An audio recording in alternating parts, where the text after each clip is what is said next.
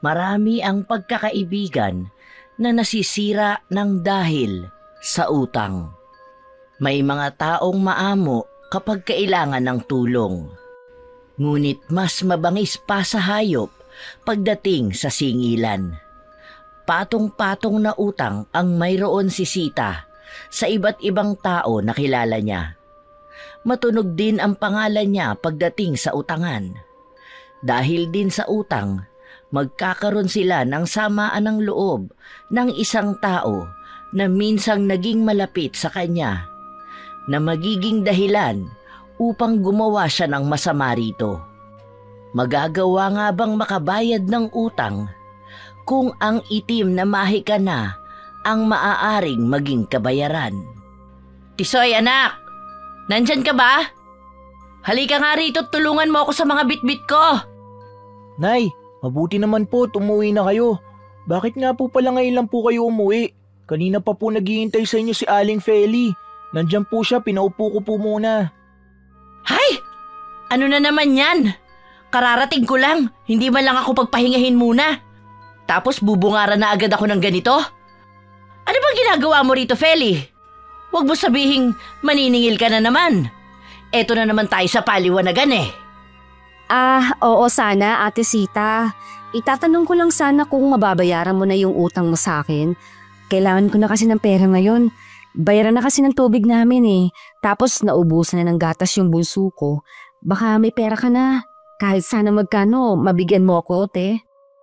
Eto na naman tayo. Paulit-ulit na lang. Sinabihan na kita, Feli, na kapag may pera ako, babayaran kita. Mahirap bang intindihin ang pakiusap ko sa'yo? Akala mo naman tatakbuhan ka? Para sa maliit na halaga pinapakita mo tunay mong ugali. Kating-kati ka palagi maningil. Halos araw-araw ka nang nagpupunta sa bahay. Ano ba naman yan? Hindi naman sa ganon, Ate Sita. Ang pangako mo kasi sa akin na babayaran mo ako sa sahod ng asawa mo. Noong nakaraang linggo pa kasi sumahod si Kuya Ben. Kailangan ko na kasi ng pera ngayon. Baka sakali na mabayaran mo ako. Padabog na ibinaba ni Sita ang hawak niyang bag at sa mga mata niya ay bakas ang galit. Para bang bawat tingin niya ay nakakasugat. Wala ngang natira sa sahod ng asawa ko, di ba? Tingnan mo nga, dumidiskarte pa ako ng ipapangkain namin mamayang gabi. Tapos bukas papasok pa ang mga anak ko. Iisipin ko pa kung saan ako kukuha ng pera. Hindi ka man lang ba naaawa sa akin? Parang kailangan mo yatang makita na naghihirap na talaga kami para lang maintindihan mo. Babayaran kita. Baka ikamatay mo pa ang 1.5 na utang ko sa'yo. Huwag ka mag-alala. Hindi kita tatakbuhan. Ganoon ba, Ate Sita? Mga kailan mo kaya ako mababayaran? Ang tagal na rin kasi ng utang mo, mag-iisang taon na. Kahit sana hulugan mo na lang ako, para lang mabayaran mo na lahat. Kailangan ko lang kasi talaga ngayon eh. Basta, babayaran kita. Huwag ka na nga dumagdag sa iisipin ko, utang na loob, Feli. Ang dami ko na nga problema, dadagdag ka pa. Maghintay ka kung kailan ako magkakapera. Saka kita babayaran. Matuto ka naman maghintay. Buisit! Paano kaya yan? Kasi kailangan ng baby ko ng gatas eh. Tapos kailangan ko rin siyang ipa-check up. Yung pera sana na masisingil ko ang gagamitin ko. Baka naman kahit na magkano mabigyan mo ako, ate. Kung hindi ko lang kailangan, hindi ako maniningil. Ay! Hindi ko na problema yan, Feli. Hindi ko obligasyon ng pamilya mo o anumang nangyayari sa anak mo. Kung hindi ka sana naging pabayang ina, sana hindi magkakasakit ang anak mo. Ikaw ang magulang. Problemahin mo yan. Huwag mo ipasa sa akin. Huwag mo idagdag yan sa mga problema ko, ha? Hindi porkit may utang ako sa'yo ganyan ka na magsalita sa akin. Ayusin mo nga yung pag-uugali mo. Nagtatanong lang ako, te. Kasi maayos naman ang naging usapan natin noong nangungutang ka sa akin. Nangako ka sa akin na babayaran mo kaagad. Pero hanggang ngayon kasi wala pa. Umiwas ng tingin si Sita dahil sa inis na nararamdaman niya. Umiling-iling pa ito na para bang dismayado siya sa mga binibitawang salita ni Feli. Alam mo, kaya ka siguro iniwan ng asawa mo kasi hindi ka makaintindi, no? Paulit-ulit na lang sinasabi sa'yo, Feli. Kapag may pera ako, magbabayad ako. Pero ngayon, may nakikita ka bang pera ko? Wala, di ba? Problemado pa nga ako sa panggastos ko sa pamilya ko eh. Kaya wala akong maibabayad sa'yo. Umintindi ka naman sana ng sitwasyon ng tao. Hindi yung gusto mo, ikaw ang iintindihin. Huwag ka masyadong makasarili. Pero kasi, Ate Sita… Wala nga akong pera eh. Gusto mo bang ipagsigawan ko pa sa mundo na wala akong pera? Ganyan bang sigawan gusto mo?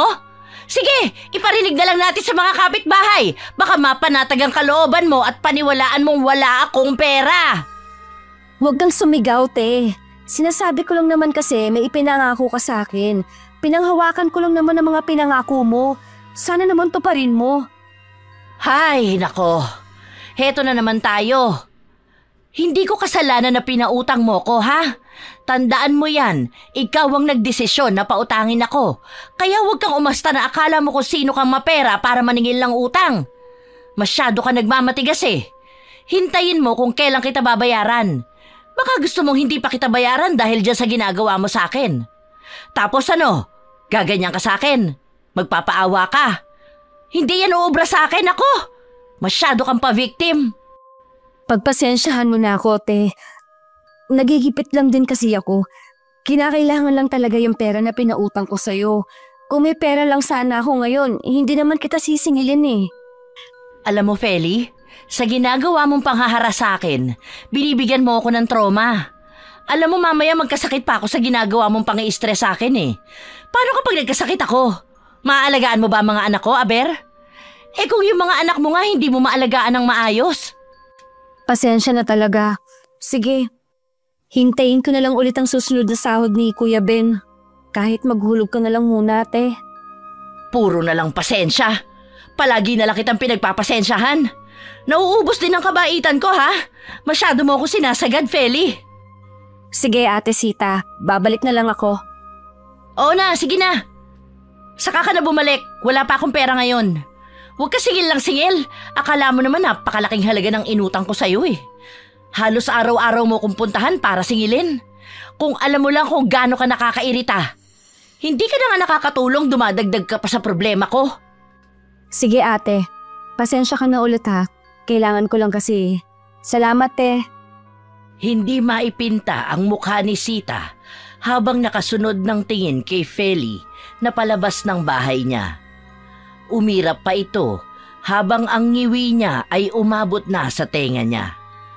Nang makaalis na ng tuluyan si Feli, umupo si Sita at nagpakuha ng tubig sa anak niya. Ikaw naman, Tisoy, bakit hinayaan mo pang maabutan ko si Feli rito?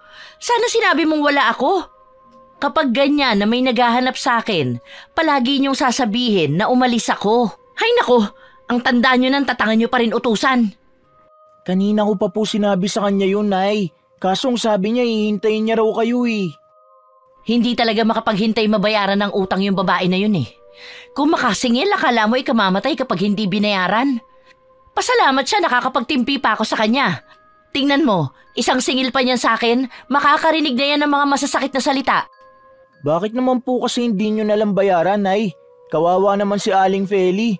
Siya na nga lang ang nagtataguyod sa mga anak niya eh. Saka utang po yun. Nangako kayo sa kanya ng araw kung kailan niyo siya babayaran. Pero pinabalik-balik niyo na lang siya rito. Wala naman po kayong naibabayad sa kanya. Babayaran ko yun. Isa pa, hindi ko kasalanan kung bakit mag-isa niyang tinataguyod ang mga anak niya. Kung ganyan ba naman ang ugali niya, talagang iiwanan siya ng asawa niya. Siya ang nagpautang sa akin. Dapat matuto siyang maghintay kung kailan ko siya babayaran. Mabait naman po si Aling Feli. Kailangan niya lang talaga ng pera, Nay. Sana naiintindihan niyo rin po ang kalagayan niya. Huwag mo nga akong pangaralan, bata ka. Hala siya, pumasok ka na sa kwarto mo. Basta tandaan mo kapag may naghahanap sa akin dito, palagi mong sasabihin na wala ako. Hayaan mo yung mga maniningil na yan. Maghintay sila kung kailan ko sila babayaran. Paano naman po, halos lahat sila alam nang sasabihin namin. Hindi nga rin sila naniniwala kapag sinabi namin na wala ka rito sa bahay. Nakakahiya naman po, Nay. Basta sundin mo na lang ang inuutos ko. Masyado ka pang maraming reklamo. Ang simple lang ng sinasabi ko eh. Napailing na lang si Tisoy sa sinabi ng kanyang ina. Hindi niya gusto ang gawaing ganito ng kanyang nanay. Hindi pa nagtatagal ng ilang oras ang pananatili ni Sita sa bahay nila. Lumabas siya upang magpunta sa mga kapitbahay niya upang makasumpong ng mauutangan. May mga tumatanggi sa kanya at sa halip na magpakumbaba ay siya pa ang nagagalit. Ang ilan sa mga nilalapitan niya ay ang mga tao na may mga utang siyang hindi nababayaran, hanggang sa may napilit siyang magpautang sa kanya. Oo nga, babayaran kita. Next week may loan ako sa lending, kaya maibabalik ko rin agad sa'yo. Gusto mo tubuan ko pa tong utang ko eh. Basta maghintay ka ha. Ayoko nang sinisingil ako, kaya hintayin mo na ako ang kusang magbayad sa'yo. Huwag mong gagayahin si Feli, hindi nakakatulog sa 1.5 na utang. Akala mo palaging tatakbuhan. Bago umalis si Sita, siniraan niya pa si Feli. Nagawa niya pang pagtawanan nito sa kabila ng kalagayan na inaabot ng dati niyang kaibigan. Madilim na ang paligid noong naglalakad si Sita pauwi sa kanilang bahay, nang masalubong niya si Feli. Baka sa mukha ni Feli ang pagkabalisa at pag-aalala. Napansin naman siya kaagad ni Feli at bumaba ang tingin nito sa mga pinamalengke niya. Pero isinawalang bahala lang ito ni Sita. Nagpatuloy na siyang maglakad pauwi sa kanila.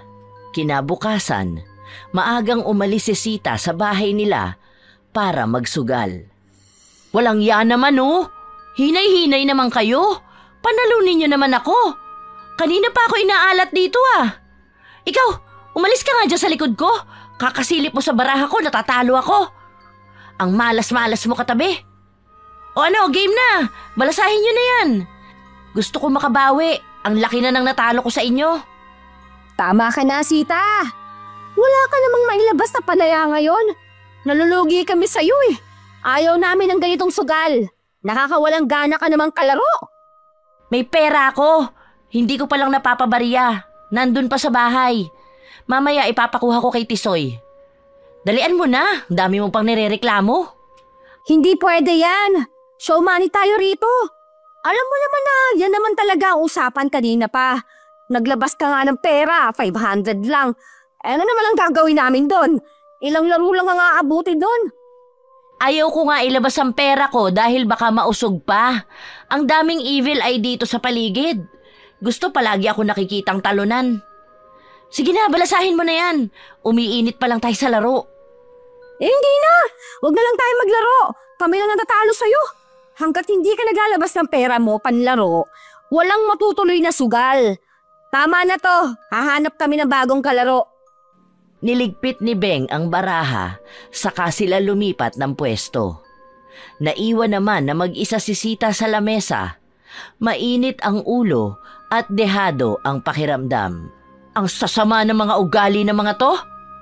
Eto sinasabi ko sa inyo tandaan nyo, kapag ako nakaluwag-luwag, wala akong tutulungan sa inyo.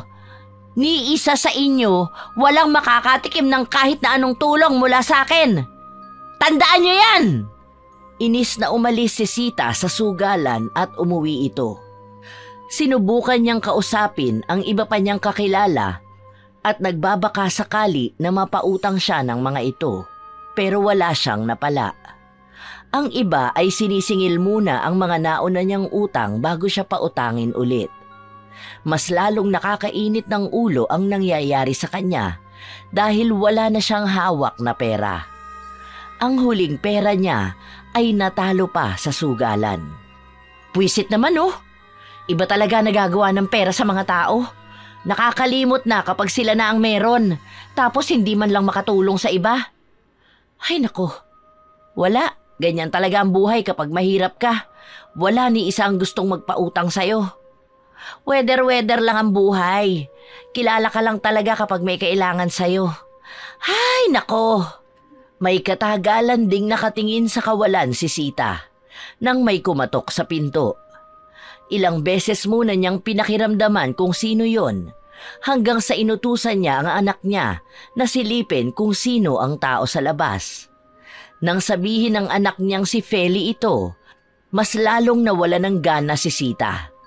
napaira pa ito sa inis. Pinasabi niya sa kanyang anak na sabihing wala siya roon, pero nagpumilit si Feli hanggang sa pinapasok na lang ito ng bata. Ano na naman ginagawa mo rito? Mamimilit ka na naman ba na maningil sa akin? Ano, uulit na naman tayo sa sasabihin kong wala pa akong pera? Gusto mo ba talaga na ipagsigawan ko sa labas na wala akong maibabayad sa'yo? Ang dami kong problema, Feli. Maawa ka naman sa akin.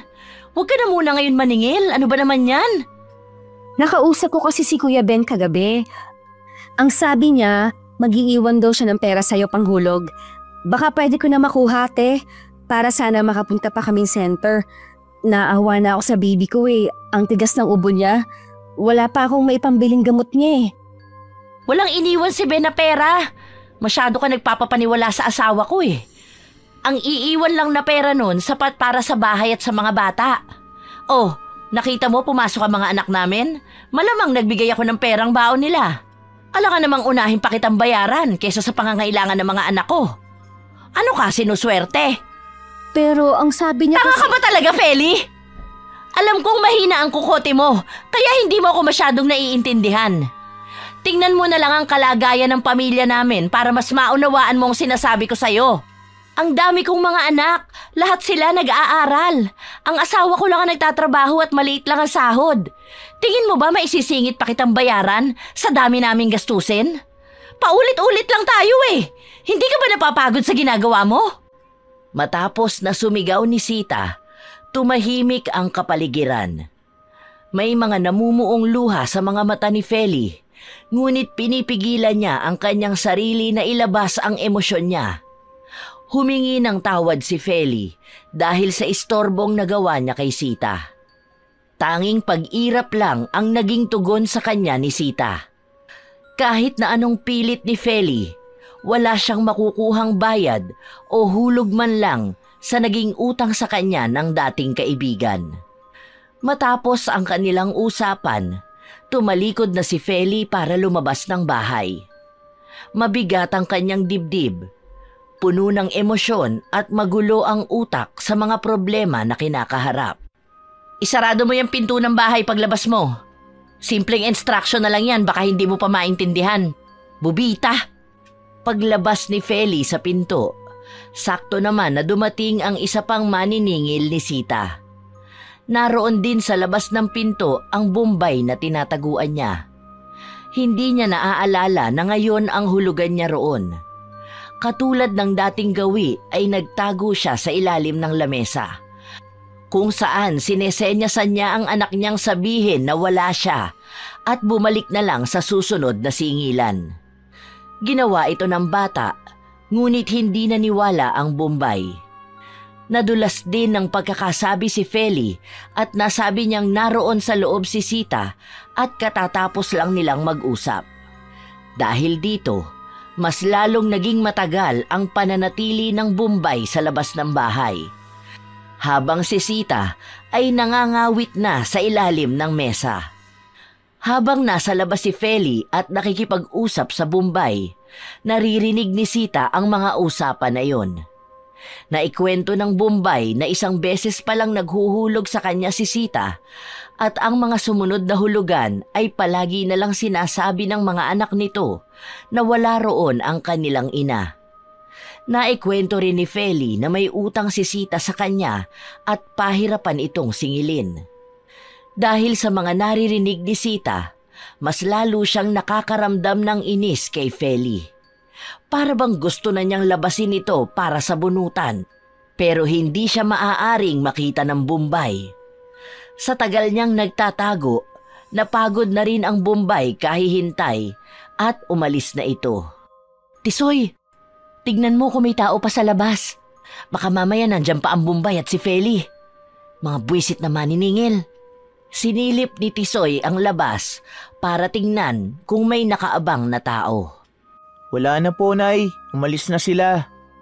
Hay, ang sakit ng likod ko kakabaluktot dito. Mabuti naman at umalis na ang mabantot na yun. Tapos isa pa yung chismosang Feli na yun. Pakunwari pang mukhang inosente. Ipinagkalat pa pati sa Bombay na may utang ako sa kanya. Ngayon na mas lalo niya akong ininis, hindi ko na talaga yan babayaran. Bahala siyang mamatay kakasingil sa akin. Ang sama ng ugali niya, talagang ako pa ang ginaganito niya. Ang kapal ng mukha, di ba? Nay, hindi ka pa po ba napapagod magtago sa mga pinagkakautangan mo? Tapos halos araw-araw may naniningil sa atin. Tapos si Aling Feli pa, halos araw-araw nandito para lang magtanong kung makakabayad ka na. Ang dami nilang naghahanap sa'yo palagi, Nay. Huwag mo akong pakialaman, Tisoy, ha? Mag-aral ka ng mabuti para yumaman na tayo at hindi tayo matahin ng mga tao. Oo, may utang ako sa kanila, pero hindi ibig sabihin na kailangan nila akong puwersahin na bayaran sila, aba. Maghintay sila kung kailan ako magbabayad. Humanda talaga yung Feli na yan sa akin kapag nagkita kami. Hindi yan nakakaintindi ng sitwasyon. Alam na nga niya na nahihirapan ako sa buhay. Kung makasingil pa, wagas. Akala mo ay napakalaking halaga ng perang inutang ko sa kanya. Ay, nakakainit talaga ng dugo. Napailing na lang si Tisoy sa mga salitang sinabi ng kanyang nanay. Hindi rin naman ito makikinig sa kanya kahit na anong sabihin niya rito. Lumilipas ang mga araw. Nagpupunta pa rin si Feli sa bahay ni Sita, pero hindi na niya ito hinaharap. Hindi niya ito pinapapasok sa bahay nila o kahit ang pagbuksan ito ng pinto.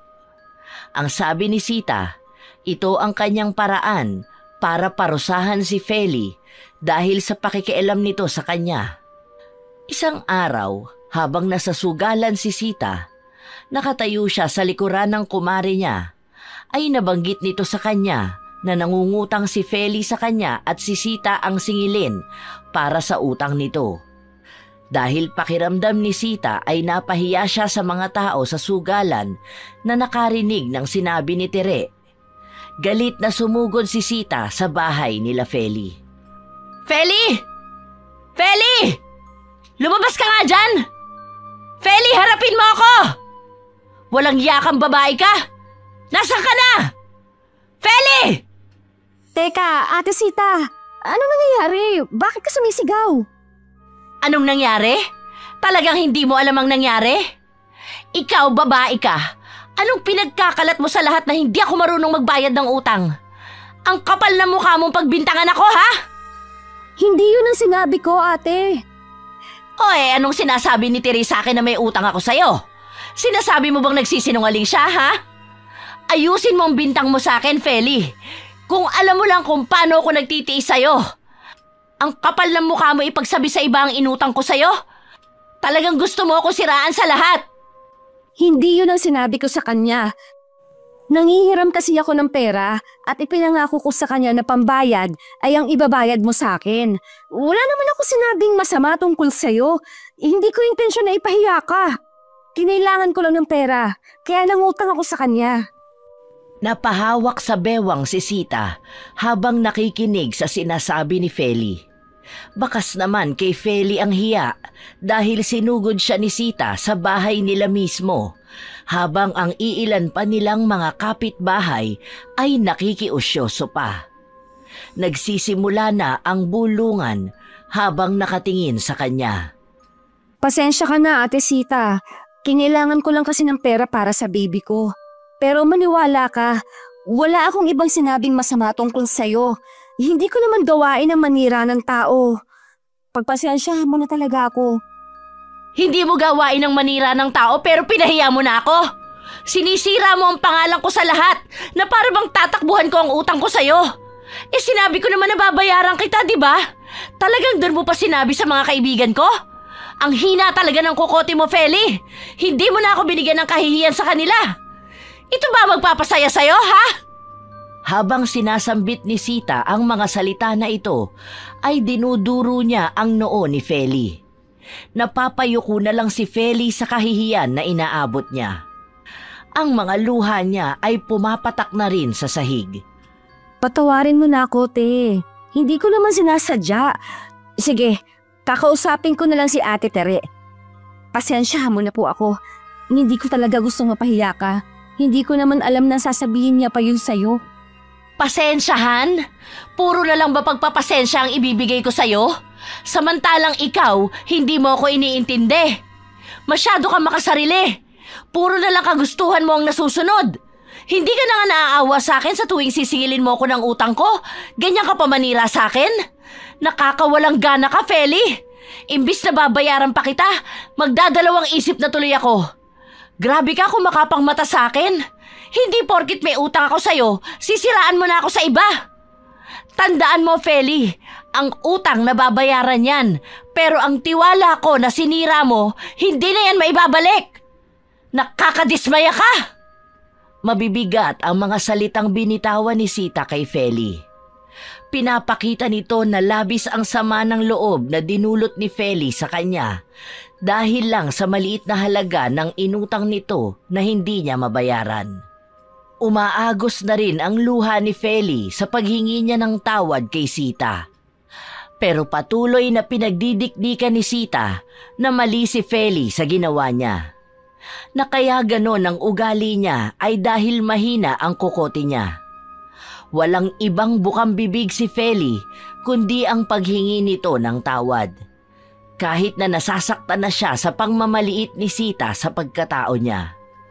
Nawala na ang katiting na respeto ko sa iyo, Feli. Siniraan mo ko sa lahat na para bang hindi ko kayang magbayad ng utang sa iyo. Maliit na halaga lang yun. Pero pinakita mo sa akin ang tunay mong ugali. Napagtitiisan ko na nga ang paulit-ulit mong paniningil sa akin, pero hindi ko na matitiis na sasabihin mo pa sa ibang may utang ako sa'yo. Ikamamatay mo ba ang 1.5? Tingin mo ba mabibili ng ganyang halaga ang pagkatao ko? Sirang-sira na ako sa kanila. Ano na lang ang iisipin ng mga tao sa paligid natin? Nakakapi ko ng katangahan mong babae ka! Pagkawarin mo ako, Ate Sita. Hindi naman yun ang intensyon ko. Kailangan ko na ng pera dahil hindi ko na alam ang gagawin ko. Umiiyak ang anak ko. Wala siyang gatas at may sakit pa. Desperada na akong makautang kaya ipinangako kong ipambabayad kay Ate Tere ang pangako mong ibabayad sa akin. Patuharin mo ko. Parang awa mo na. Huwag ka na magalit sa akin.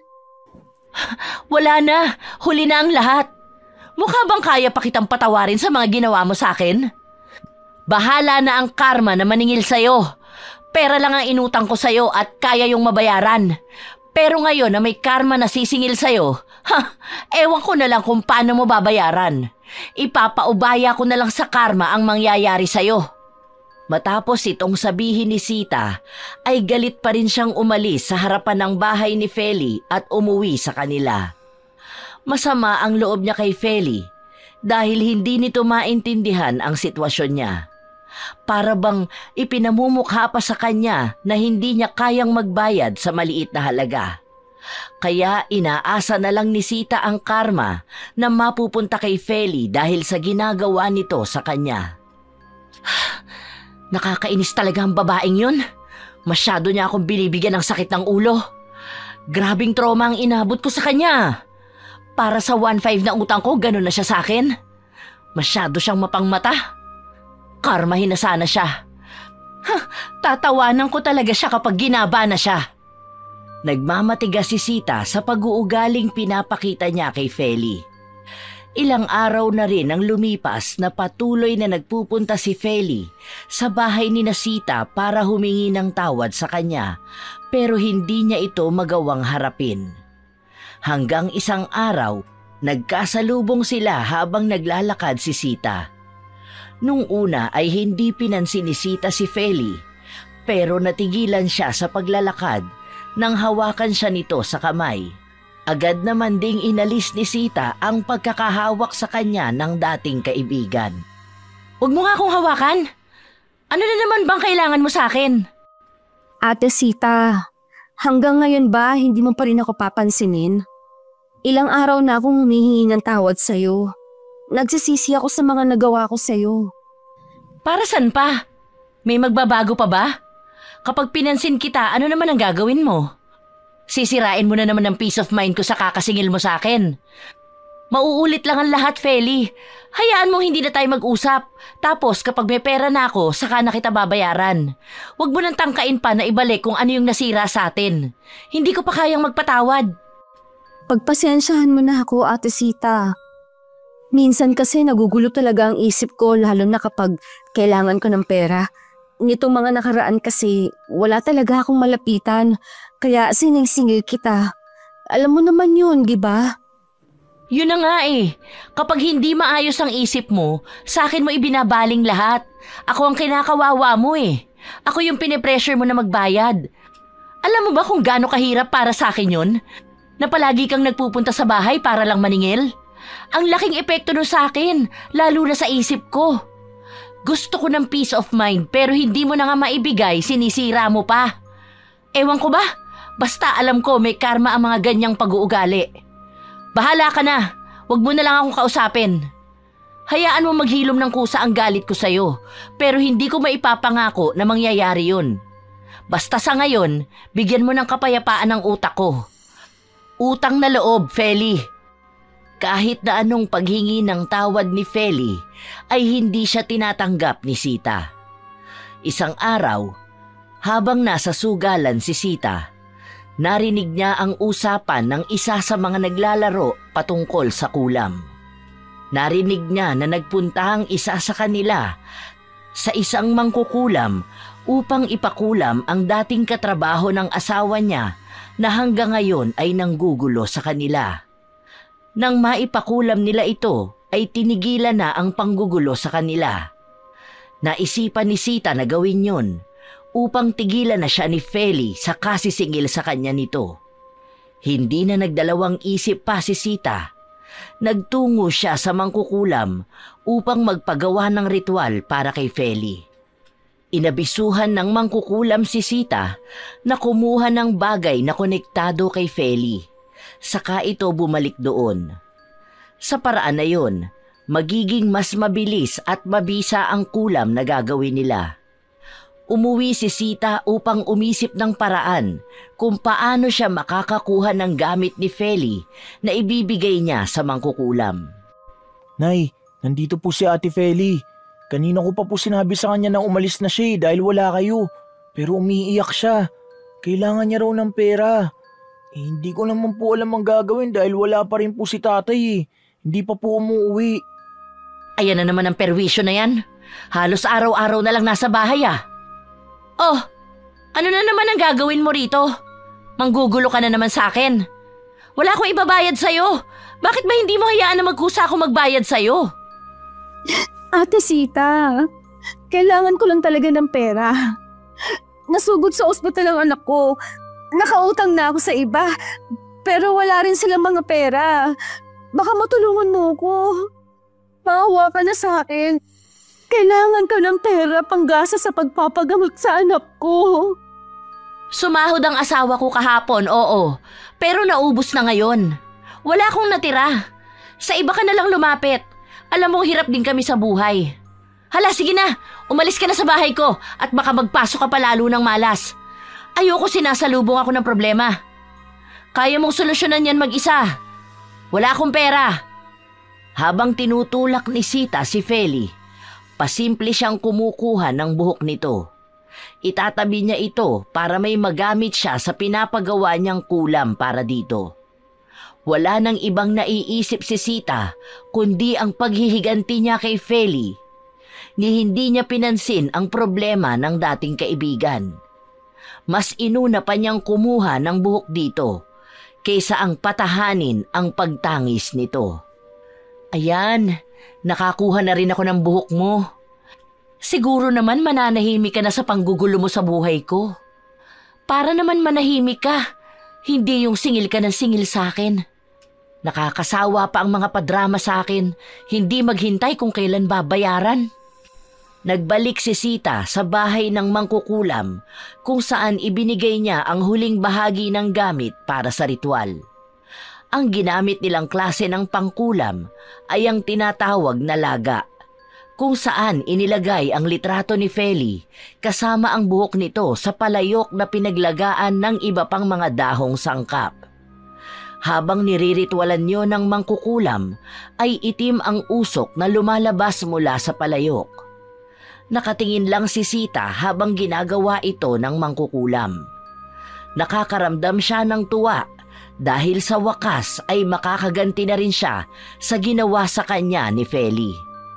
Nang matapos na sila sa ritual, Inuwi ni Sita ang garapon na pinaglagyan ng tubig kasama ang mga gamit na inilaga nila sa palayok.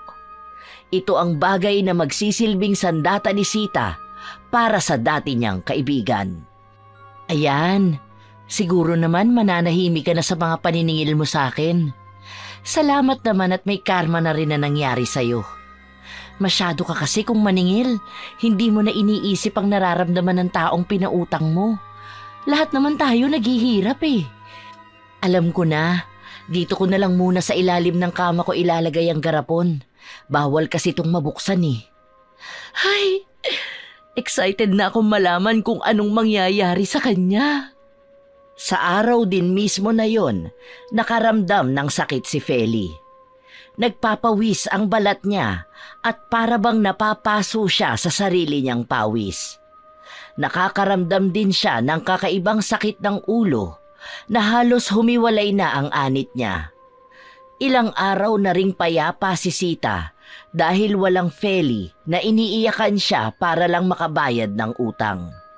Dahil hindi naman kalayuan ang bahay nila Feli, sinasadya ni Sita na dumaan sa bahay nito para makibalita sa mga nangyayari. Gusto niyang makita mismo ng mga mata niya ang kinahantungan ng dating kaibigan. Hala, ano nangyayari sa'yo, Feli? Bakit hindi ka na makatayo dyan? Nakaratay ka na sa higaan mo. Hay, grabe pa ang pinayat mo ah. Anong nangyayari sa'yo? Kawawa ka naman. Hindi ko alam, Ate Sita. Basta bigla na lang akong nanghihina. Kapag pinapawisan ako, sumasakit ang balat ko. Nawawalan din ako ng gana kumain. Naawa ako sa baby ko. Hindi ko maalagaan. May sakit din siya. Hindi ko alam kung tatagal pa ba akong mabubuhay. Kaya hindi ko mapigilan na maiyak. Lalo na ang liliit pa ng mga anak ko. Ayan na nga ba ang sinasabi ko sa iyo eh. Hindi ba sinabi ko na darating din ang karma sa mga ginagawa mo sa akin? Oh, ayan na nga yun. Mukhang ginagaba ka na sa pagiging saki mo sa pera. Naku naman, kawawa ang mga anak mo. Ang babata pa nila. Ano nang mangyayari sa kanila? Tiyak mapapariwara ang buhay ng mga yan. Naku, grabe talaga. Hindi ko na alam ang gagawin ko. Bumabagsak na ang katawan ko. Wala pa kaming magamit na pera. Kaya hindi ako makapunta sa doktor. Wala akong malapitan na tutulong sa amin. Hindi ko mapigilan ang sarili kong hindi maiyak. Oh, baka ayang ka na naman sa paniningil mo sa akin, ha? Hindi ka pa ba nadadala? Talagang mukha ka pa ring pera kahit nagkakaganyan ka na? Dinadalaw ka na nga dahil concerned ang tao. Hihiritan mo pa ng paniningil mo. Hindi naman kita sinisingil, Ate Sita. Nagsasabi lang ako ng nararamdaman ko. Dahil sunod-sunod ang naging problema namin. May sakit ako, may sakit pa ang baby ko. Hindi ko pa maalagaan ang mga anak ko. Hindi ko na problema yan, Feli. Sinabi ko naman sa'yo na ibang klase maningil ang karma. Ayan na ngayon ang napala mo. Huwag mo naman hayaan na hanggang sa mamatay ka iniisip mo pa rin ang utang ko sa'yo. Huwag kang mag-alala, magbabayad ako. Baka nga ipang-abuloy ko na lang yun sa'yo eh. Huwag ka naman magsalita ng ganyan, te. Nagsasabi lang ako ng posibleng mangyari. Ano ba naman yan? Pati ang malasakit ko hindi mo maintindihan? Makaalis na nga. Halatang wala ka pa rin kwentang kausap. Nakatabingi ang nguso ni Sita na umalis sa bahay ni Feli. Dinig pa rin niya ang matigas na ubo ng kinauutangan niya at bakas ang paghihirap na nararamdaman nito. Ang mga anak ni Feli ay nag-iiyakan na rin dahil maging sila ay nahihirapan sa kinalalagyan ng kanilang ina. Ang bunsong anak ni Feli ay bit-bit ng panganay nito. Siya na ang nagsisilbing pangalawang ina ng mga kapatid niya dahil hindi makakilos ng maayos si Feli para asikasuhin sila. Hay, iba talagang gaan sa pakiramdam kapag nakikita mong kinakarma na ang mga taong sumisira sa'yo. Hay. Panatag ang kalooban ni Sita habang naglalakad pa uwi sa kanila. Alam niyang wala ng Feli nakakatok sa bahay nila para maningil ng utang. Wala na rin naman sa utak niya na magbayad pa rito. Sa tingin kasi ni Sita, maliit na halaga lang naman ang nautang niya at hindi naman yon magiging kabawasan sa pagkatao ni Feli. Baka habang nagkakasakit si Feli, doon niya mapagtanto na hindi na niya dapat pangkulitin si Sita at singilin sa utang nito. Ay, mabuti na lang at naabutan kita sa pag-uwi mo, Sita. Kanina pa ako nandito sa bahay niyo. Ano na? Babayaran mo na ba ang utang mo? Naipon na yon. Pati pala sa tindahan ng anak ko nangungutang ka. Hindi mo talaga pinatawad, ano? O ano na? Magbabayad ka na ba? Alam mo, parehas lang kayo ni Feli na hindi makapaghintay na mabayaran ng utang. Nakita mo ba nangyari sa kanya? Hindi ba ginagaba na kasi masyadong masama ang ugali pagdating sa pera? Aba, hindi ako magtataka kung mangyayari din yun sa'yo. Akala nyo kasi hindi nababayaran ng utang sa inyo eh. Ilang taon na ang iba mong utang sa akin. Hindi pa nga nababawasan, nagdagdag ka pa, di ba? Pati sa kabubukas lang na tindahan ng anak ko, hindi mo pinalampas? Maliit na puhunan na nga lang ginamit doon. Isa pa.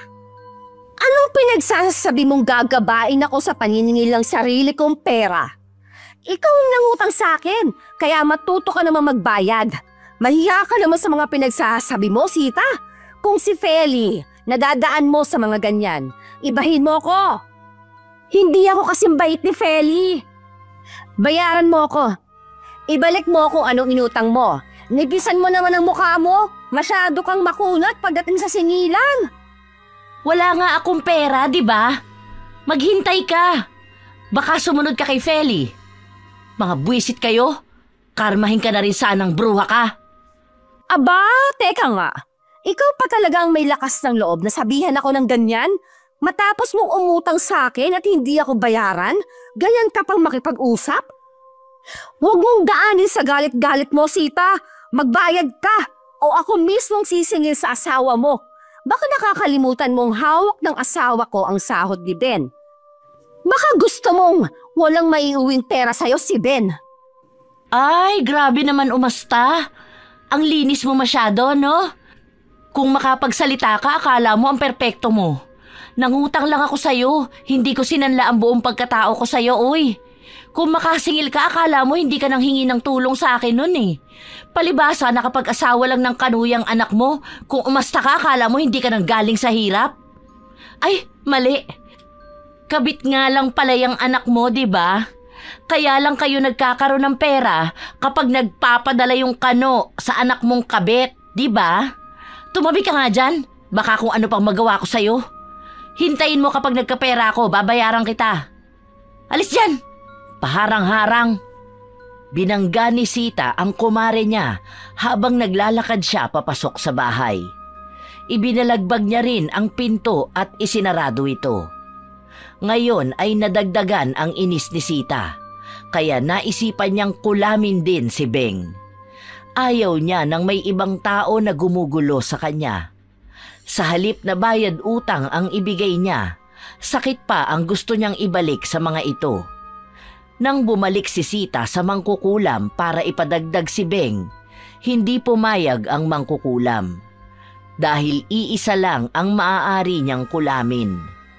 Kung nais niyang pangalawahan ito, kailangan niyang pumili kung papatayin niya ang unang kinulam niya o ang pagagalingin ito para isalin ang susunod na kulam sa ibang tao.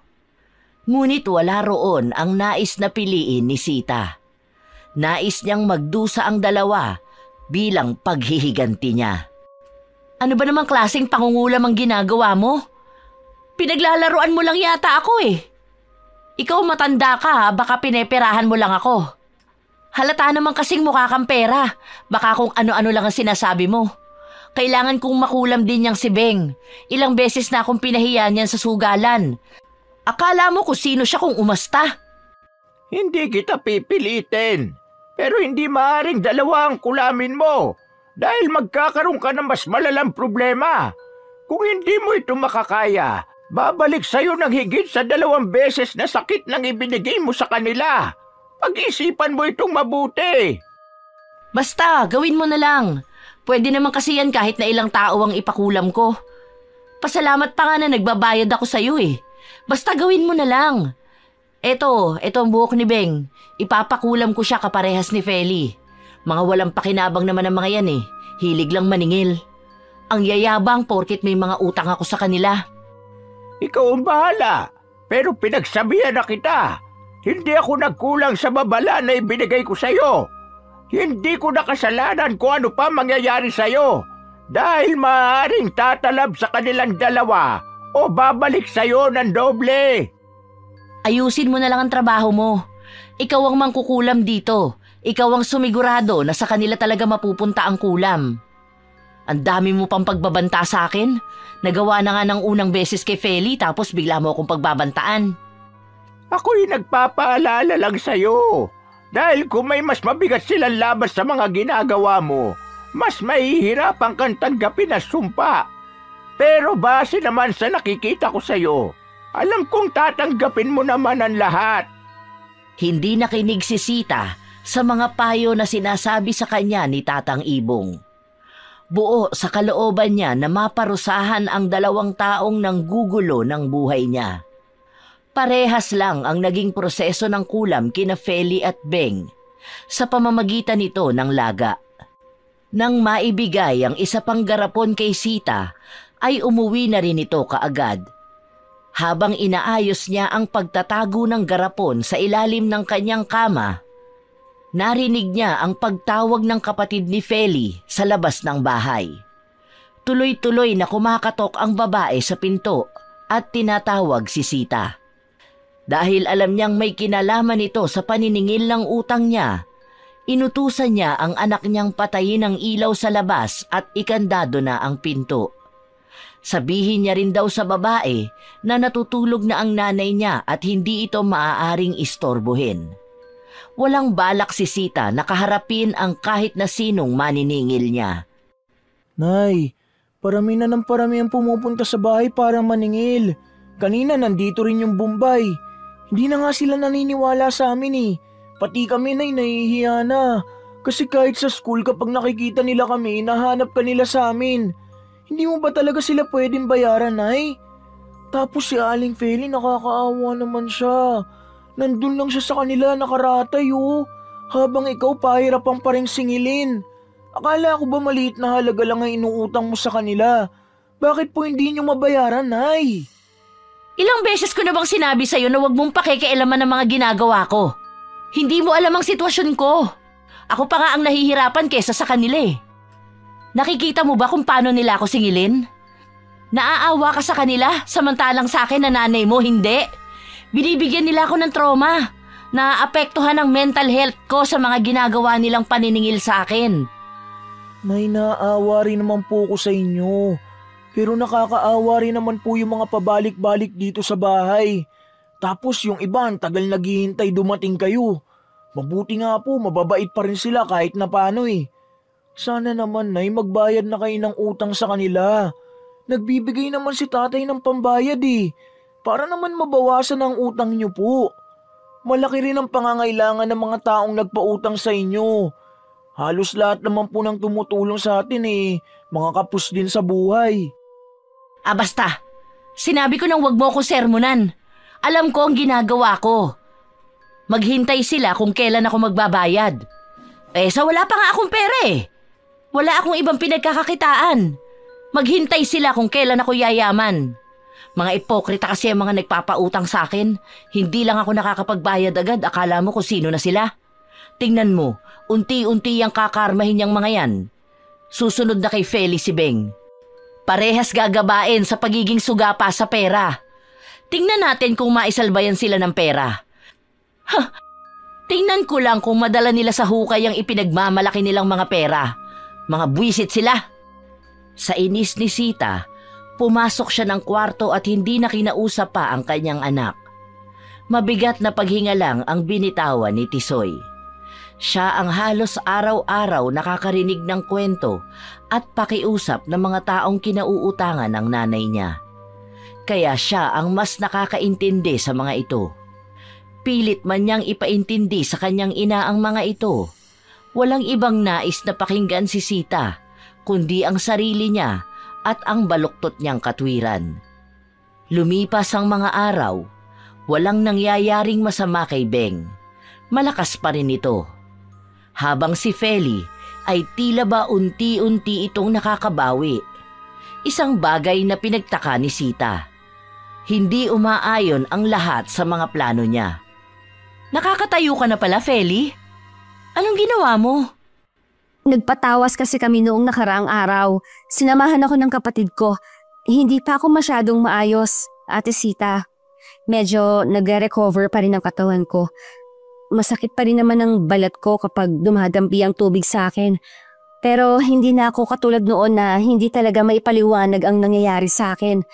Pero ang sabi naman ng albularyo, ginagawa na niya ng paraan ang lahat para tuluyan akong gumaling. Ang bilis naman mawala ng karma sa inyo. Ano nang balak mo niyan ngayon? Lalo andito ka na naman sa bahay ko. Ipagpapatuloy mo ba ang paniningil sa akin? Baka mas malala pa ang mangyari niyan sa'yo. Dapat kasi sa mga katulad nyo, hindi na gumagaling kapag ginagaba na. Kasi uulitin nyo lang ang kasamaan ng ugali ninyo. Tingnan mo na lang ikaw. Nandito ka na naman sa bahay ko para guluhin ang utak ko at magpumilit na bayaran ko ang utang ko. Hindi na, Ate Sita. Hindi na ako maniningil sa'yo. Hayaan mo nang naging utang mo sa akin at pasensya na nga pala sa mga nangyari noon.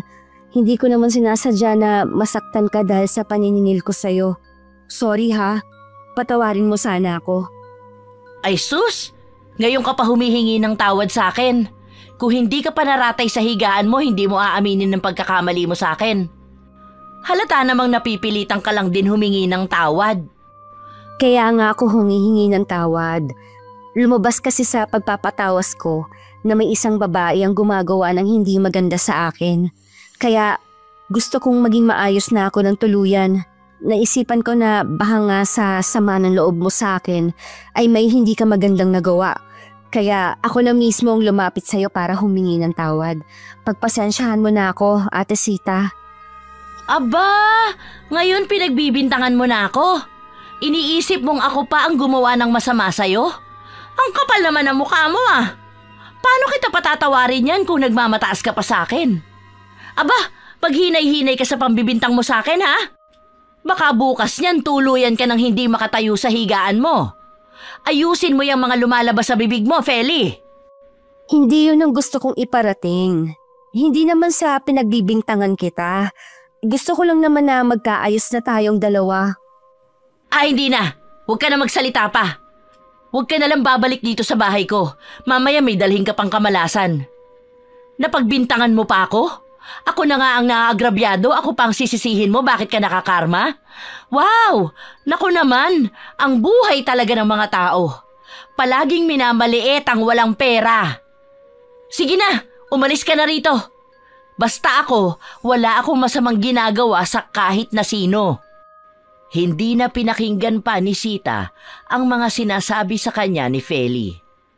Hindi niya tatanggapin ang paghingi nito ng tawad. Gusto niya na paghirapan ni Feli ang kapatawaran na nais nitong makuha mula sa kanya. Tensyonado na si Sita na pumasok sa kanyang kwarto. Tinitingnan niya pa ang mga bote na nasa ilalim ng kanyang kama. Nawala ang tubig sa bawat garapon. Natuyo ito na kahit anong bakas ng tubig ay walang makikita. Mukhang gumagaling na nga si Feli ah. Saka bakit ganito? Ang akala ko pang matagalan ng magiging sakit niya. Niloloko ata talaga ako ng albularyo na yun ah. Pinirahan lang ako.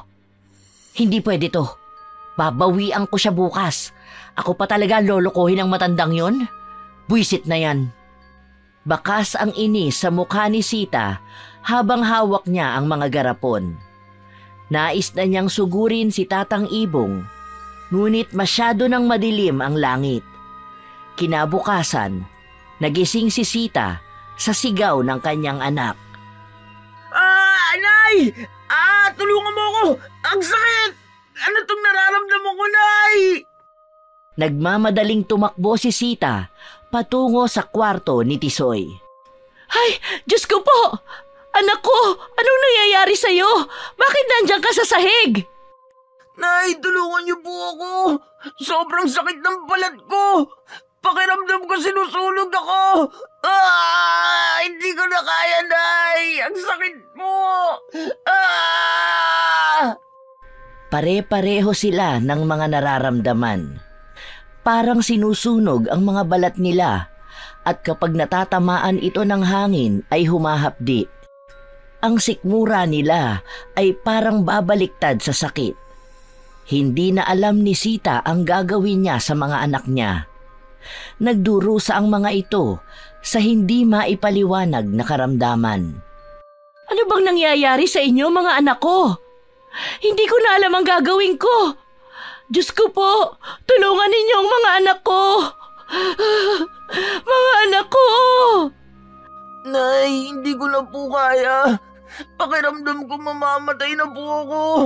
Maging ang mga laman ko nanginginig sa sakit. Ang ulo ko parang nabibiyak na.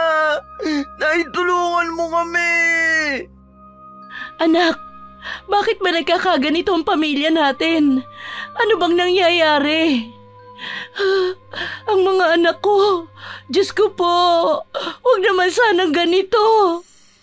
Hindi na magkanda-ugaga si Sita sa nangyayari sa mga anak niya. Maging ang asawa niya ay napauwi ng kanilang tahanan nang makarating sa kanya ang balita. Sinubukan na rin nilang dalhin sa doktor ang mga bata, ngunit wala silang napala. Walang makitang sakit na nagdulot sa kanila nito. Ang bunsong anak ni Sita ay nawala ng malay dahil sa sakit na nararamdaman nito. Masyado pa siyang bata para kayanin ang sakit.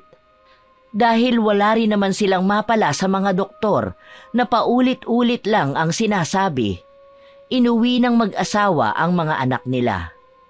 Nakaratay lang sa higaan, umiiyak, hindi makagalaw, ngunit ramdam ang sakit sa bawat hibla ng kanilang mga laman. Mga anak, magpagaling kayo ha. Hindi kaya ni nanay na mawala kayo. Gusto niyo bang kumain? Nagluto na ako ng pagkain ninyo. Paborito niyo ang ulam natin ngayon. Sige na mga anak ko, magpalakas na kayo. Ayokong nakikita kayong ganito. Hindi mapigilan ang pag-iyak ni Sita habang pinagmamasdan ang kalunos-lunos na kalagayan ng mga anak niya. Hindi niya matagalan tingnan kung paano nagmamakaawa sa sakit ang mga bata. Punso ko, magpalakas ka ha. Ang baby ko, kawawa naman. Magpagaling kayo mga anak ko. Nay, hindi ko na po talaga kaya. Kaunti na lang ay bibigay ng katawan ko. Parang nalalagutan na ako ng hininga. Kung may mangyayari man pong masama sa akin, gusto ko pong malaman nyo na mahal ko po kayo ni tatay. Sana po ay maging maayos kayo. At ang huling pakiusap ko po, sana po ay maayos nyo na ang mga utang nyo sa mga taong tumutulong sa atin. Huwag nyo sana silang awayin dahil lang sa kailangan na nilang kunin ang pinaghirapan din nilang pera. Huwag kang magsalita ng ganyan, anak. Magiging maayos ka. Huwag ka na masyadong gumalaw. Sige na. Hindi na mapigilan ni Sita ang humagulgol sa iyak dahil sa mga naririnig niyang paalam ng mga anak niya. Alam niyang hindi niya kakayaning mawala ang mga ito sa kanya dahil sila ang tanging kayamanan na meron siya. Kaya kahit na masama ang panahon at bumubuhos ang ulan, binitbit ni Sita ang 2 garapon na pinaglagyan niya ng mga nilagang gamit ng mga pinakulam niya. Kumatok siya sa bahay ni Tatang Ibong. Tatang! Tatang! Pagbuksan mo ako ng pinto!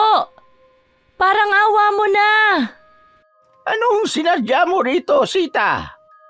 Tingnan mo mga garapon, bakit nawala ang tubig dito? Bakit gumaling sina Feli at ganun din ang nararamdaman ng mga anak ko? Pinakulam ba nila ang pamilya ko? Ito ba ang gusto nilang iganti sa akin? Mali ka, Sita. Natuyo na ang tubig sa loob dahil sa kagagawan mo.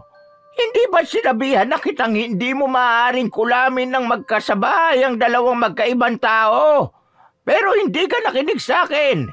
Humingi sila ng tulong sa magaling na albularyo. Kaya hindi mo na malaya na ang sumpa ay bumabalik na sa'yo.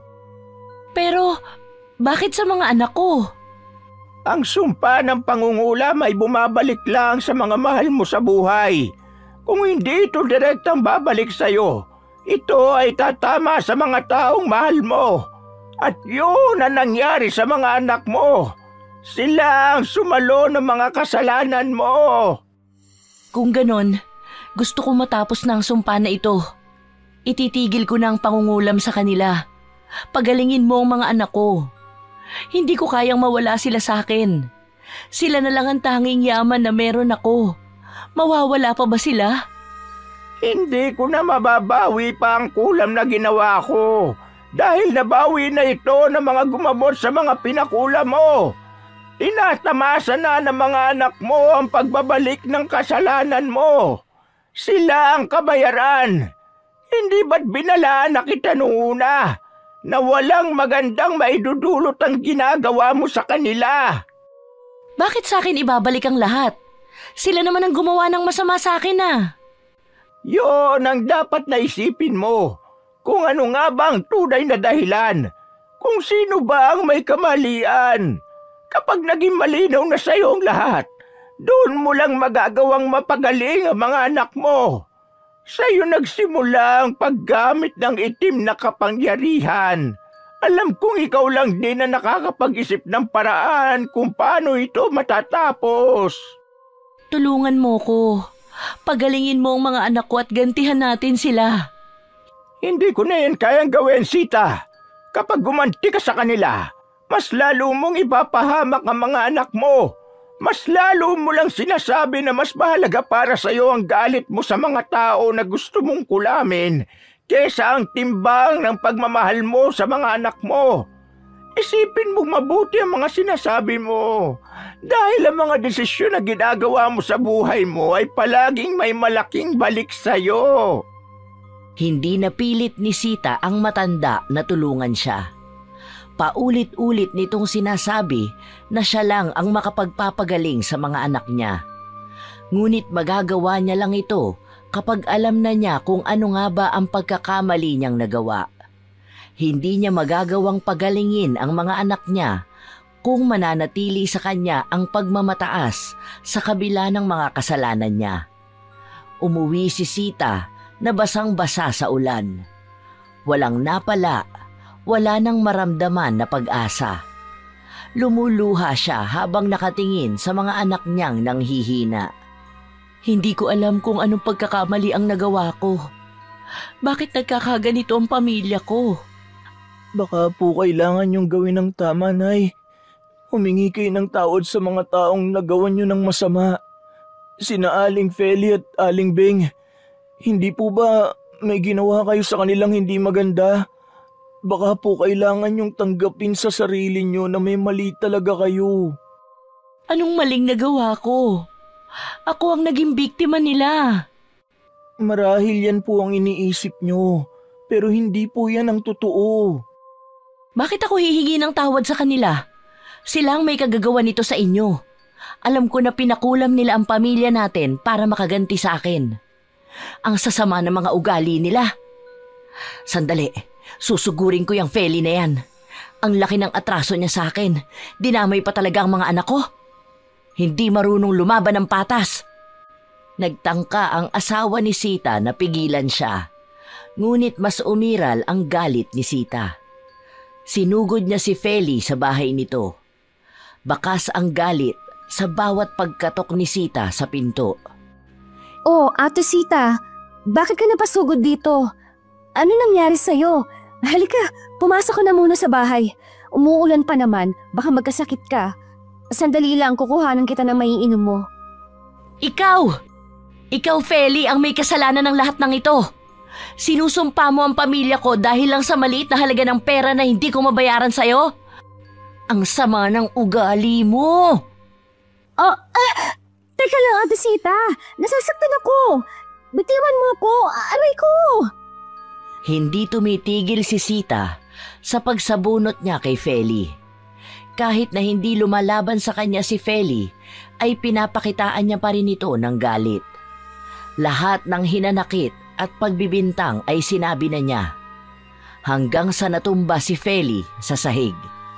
Ano bang nangyayari sa'yo, Ate Sita? Ano bang ginawa kong masama? Anong ginawa mong masama? Hindi mo alam kung anong kasalanan mo? Ikaw ang dahilan kaya nagkakasakit ang mga anak ko. Nakikita mo ba sila ngayon? Masaya ka na ba na nagkakaganito ang pamilya namin? Ha? Napakasama ng ugali mo! Wala akong ginagawang masama sa pamilya mo, Ate Sita. Alam mong hindi ko kayang gawin ang mga binibintang mo. Bakit ko parurusahan ng mga batang wala namang muwang sa mga nangyayari? Hindi ako ang may pakana ng mga nangyayari sa kanila. Naawa nga ako sa kanila at naiintindihan kita bilang ina. Dahil ina rin ako, hindi ko kayang makita ang mga anak ko na nagkakaganoon. Kung hindi ikaw ang gumawa nun sa kanila, sino? Sumasabay sa bawat sigaw ni Sita ang kidlat na nagngangalit sa kalangitan. Ilang sandali pa bago sumagot si Feli ay dumating ang asawa niya. Pinipilit ni Ben na patigilin si Sita sa pananakit nito kay Feli at hinihila na ito pauwi sa mga bata. Ngunit hindi nagpapatinag si Sita. Tanggalin mo ang ginawa mo sa mga anak ko. Bawiin mo ang mga yon. Alam mo, dapat una pa lang tinuluyan na kitang patayin nung pinakulam kita eh. Kung sana ganun ang ginawa ko, hindi na sana nagkakaganito ang mga anak ko. Ang ibig sabihin, ikaw ang nagpakulam sa akin? Kaya ganun na lang ang naramdaman ko? Bakit, Ate Sita? Ano bang nagawa kong mali sa'yo? Dahil ba to sa utang na siningil ko sa'yo? Umabot pa talaga sa paggawa mo ng masama sa akin? Nakikiusap naman ako sa'yo ng maayos palagi. Ako pa ngang nagpapakumbaba, hindi ba? Pero bakit kailangan mo pang gawin sa akin yun? Kung alam mo lang kung gaano ako natakot para sa mga anak ko. Bata pa ang mga anak ko. Iniisip ko na paano kung nawala ako? Ano nang mangyayari sa kanila? Alam mo bang pakiramdam na yon? At ngayon yan ang gusto mong iparamdam sa akin kaya mo kinukulam ang mga anak ko? Gusto mo kong gantihan dahil lang sa utang na hindi ko nabayaran? Nakikita mo ba ang sarili mong kasamaan? Wala akong ginagawa sa mga anak mo, Ate Sita. Hindi ko alam na babalik sa kanilang mga ginawa mo sa akin. Isa akong ina na nagmamahal ng labis sa anak. Kaya, tingin mo ba kaya ng konsensya ko ang nangyayari sa kanila? Hindi ako may kasalanan ng mga nangyayari. Patuloy na nagmamatigas si Sita. Sinisisi niya lahat kay Feli ang mga nangyayari sa mga anak niya. Habang si Ben ay pinapaintindi kay Sita kung ano ba talaga ang mga nangyayari. Pero kahit na anong gawin ay hindi tinatanggap ni Sita ang pagkakamali niya. Ayaw niyang tanggapin na sa kanya nagsimula ang lahat at siya lang din ang makakaayos ng problema niya. Umuwi ang mag-asawa sa bahay nila nang hindi pa rin inaamin na siya talaga ang may kasalanan ng lahat. Walang iya talaga yung babaeng yun. Sinasabi ko na nga ba na sa kanya nagsimula ang lahat ng ito eh. Siya ang may kagagawan kung bakit nagkakasakit ng ganyan ng mga anak natin. Narinig mo ba siya, Ben? Hindi ba siya naman talaga may kasalanan? Isinusumpa ko talaga yung babae na yun. Kapag may masamang nangyari sa mga anak ko, sisiguruhin kong gagantihan ko siya ng mas malaki pa.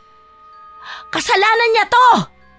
Pinapakalma ni Ben ang asawa niyang patuloy na nagwawala at sinisisi ang lahat kay Feli. Ilang beses nang pinapaliwanag ni Ben na may kasalanan si Sita. Siya ang nangutang at siya ang nagpahirap sa tao na singilin siya. Tapos pinakulam niya pa ito at ngayon na bumabalik na ang karma sa kanya, ibinintang na naman niya sa iba. Ngayon pinapamukha mo na sa akin na masama akong tao. Sige, Ben. Sila ang kampihan mo. Hindi ka namin kailangan ng mga anak mo. Dapat lang ay gumanti tayo sa lahat ng mga ginagawa niya sa atin. Bukas na bukas ipapakulam ko ang mga anak niya. Tingnan natin kung hindi siya lumuhod sa harapan ko para lang patawarin siya. Nay, tama na po yan. Nahihirapan na po kami. Hindi na po namin kinakaya. Kung gagawa pa kayo ng isa pang kamalian, baka tuluyan na kaming mawala sa'yo. Tama si tatay. May mali ka naman talaga, Nay. Hindi pwede na palaging ibang tao ang sisisihin mo sa mga desisyon na ginagawa mo. Hindi palaging ibang tao ang magpapakumbaba at hihingi ng tawad. Maawa na po kayo sa amin. Palagi na lang pride niyong mahalaga. Mas pinapakita niyong hindi niyo kami mahali, kundi ang sarili niyo lang.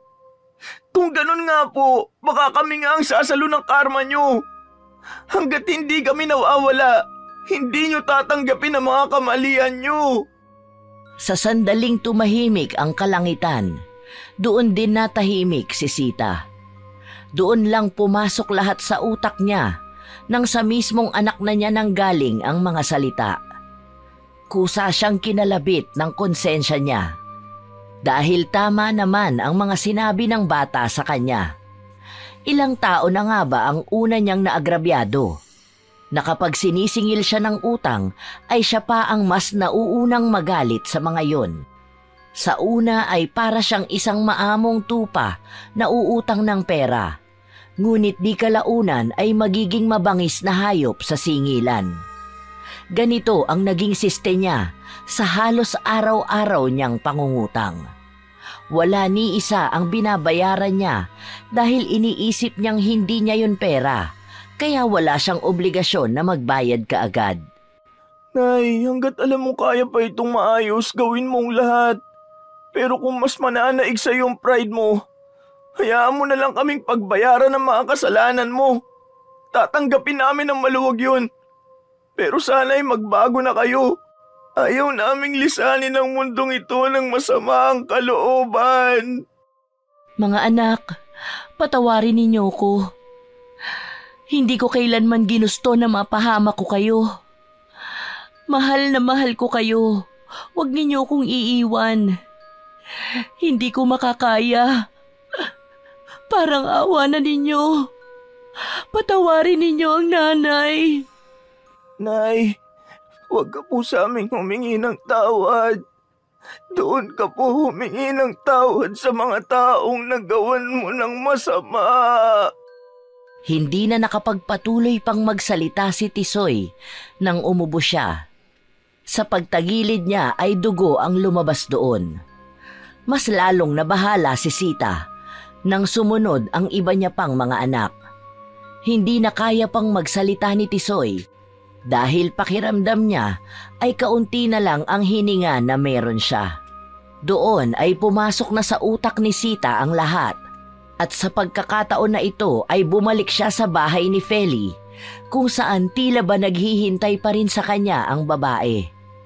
Bakas ang pag-aalala sa mukha nito. Nababalisa sa nangyayari sa mga bata. Dahil kahit na hindi intensyon ni Feli na sa mga bata bumalik ang ginawa ni Sita, yon ang kinahantungan ng kanilang mga kapalaran. Feli, maaari ba tayong mag-usap? Kumusta ang mga bata? Naging maayos na ba sila? Nag-aalala ko sa kanila, Ate Sita. Hindi ko mapuntahan ngayon ang albularyo na gumamot sa akin eh. Pakikiusapan kong gamutin ang mga bata. Alam kong ako lang ang makakagamot sa mga anak ko. Katulad ng sinabi ni Tatang Ibong. Hindi lang ako nakinig sa kanya dahil mas inuna kong magalit at ibaling ang lahat ng kasalanan sa ibang tao. Patawarin mo ko, Feli. Hindi ko sinasadya na masaktan ka dahil lang sa pansarili kong interes. Patawarin mo ko sa mga masasakit na salitang nasabi ko sa'yo. Pangako, babayaran ko ang utang ko sa'yo bukas. Ngayon ko lang napagtanto ang mga kamalian na nagawa ko. Ang dami ko palang tao na naagrabyado. Ang dami pala nilang nagawan ko ng masama. Nagsisisi na talaga ako. Hayaan mong bumawi ako sa'yo. Wala na yun sa akin, Ate Sita. Mapagpatawad akong tao. Sa katunayan, kahit na hindi kita narinig na humingi ng tawad, ay napatawad na kita ng ilang beses. Napakabuti mo palang tao, Feli. Binabaliwala ko ang mga taong nakakatulong sa akin. Ang dami kong taong nasaktan at nagawa ko pang ipakulam ka kahit na ako naman ang tunay na may kasalanan. Ngayon na binabawian ako, saka ko lang napagtanto ang lahat. Hindi ko kayang mawala sa akin ang mga anak ko. Patawad talaga, Feli. Nakakahiya na humarap sa'yo, pero gusto ko talagang humingi ng tawad. Sorry, Feli. Sorry talaga. Hindi na umimik si Feli. Lumakad lang ito palapit kay Sita upang yakapin ito. Isang tanda na tunay ang pagpapatawad na ginawa niya rito. Nagawa na ni Sita na humingi ng tawad. Gawain na hindi niya talaga ginagawa simula pa noon. Dito niya lang napagtanto na mas magaan pala sa pakiramdam ang pagpapakumbaba, lalo na kung may kasalanan naman talaga siyang nagawa. Nang matapos si Sita na humingi ng tawad kay Feli, pinuntahan naman nito si Beng at inamin ang ginawa niyang kasalanan sa kanya at humingi rin ng tawad. Nakiusap si Sita na babayaran niya paunti-unti ang mga utang niya at sa pagkakataon na ito ay nagsasabi na siya ng totoo. Salamat naman at naging maayos na kayo mga anak ko. Hindi ko talaga alam ang gagawin ko kung napahamak na kayo dahil sa kagagawan ko. Patawarin niyo ko dahil nadamay ko kayo sa mga ginawa ko. Wala na po yun, Nay. Ang mahalaga ay nakikita na rin namin na nagbabago kayo. Maayos na kayong humaharap sa mga tao na pinagkakautangan nyo. Hindi nyo na sila inaaway at nakakapagbayad na kayo ng utang nyo. Masaya na po kami dun. Simula ng mga sumunod na araw ay naging maayos na ang kalagayan ng mga bata. Si Sita naman, nagagawa na niyang unti-unting bayaran ang mga naging utang niya. Mas nakakaluwag na rin sa kalooban niya ang mga nangyayari. Maging ang utang niya kay Feli ay nabayaran niya ng buo. Nagsimula na rin na magkaroon sila ng maayos na pagkakaibigan. Maraming tao sa paligid nila ang naninibago sa pagbabagong pinapakita ni Sita. Lalo pa at hindi na ganon katabil ang kanyang dila sa mga taong naniningil sa kanya ng utang.